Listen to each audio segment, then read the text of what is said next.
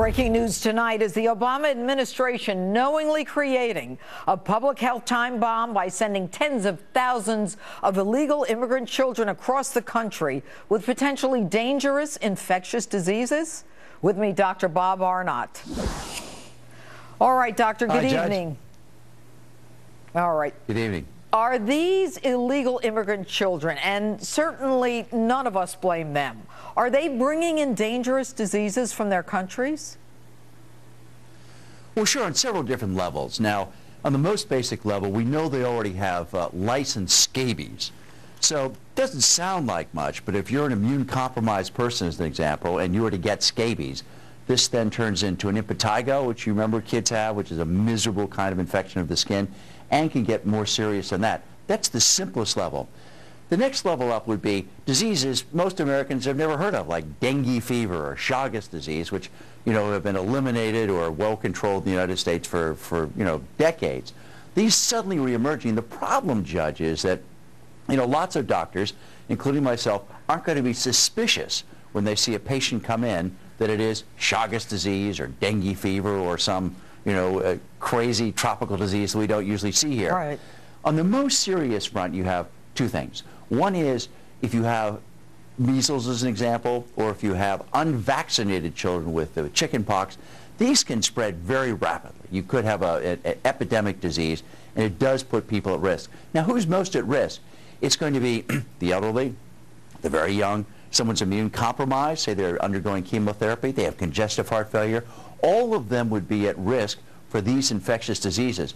And the worst, the nightmare, as we talked about this afternoon, is going to be tuberculosis that's drug resistant.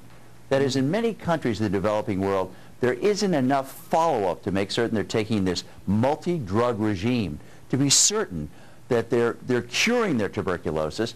They might miss a drug, they might miss a few days or a few weeks, and with that they create a resistant tuberculosis, which is a nightmare to treat.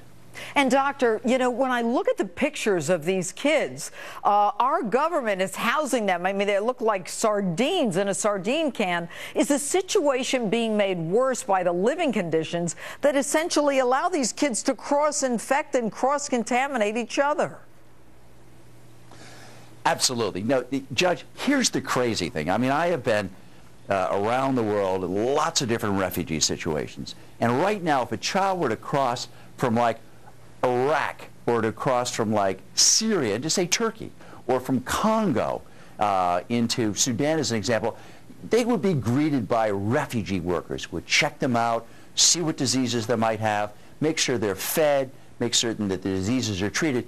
And it seems crazy that here in the most prosperous country in the world, that these children aren't immediately brought into a medical facility, aren't checked for these diseases to make certain that they're not suffering and to make certain that they're not a danger to others. So again, a very unusual situation that in the poorest countries in the world, you would have that kind of medical care, but for whatever reason, you don't seem to have it here in the United States. It just seems crazy. Doctor, it is crazy because, you think about in some of these foreign countries, you bring in the Doctors Without Borders and you bring in some of these organizations, but instead our government is packing them all in together and then putting them on airplanes and sending them to Massachusetts and Virginia, and it's a danger to other people, and then we have to pay for their health care, yes?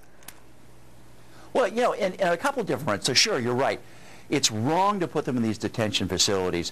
And all packed in like sardines. They should be checked. I mean, they have rights, even if they're illegal immigrants. I mean, they're technically, I guess, refugees until their status has been determined.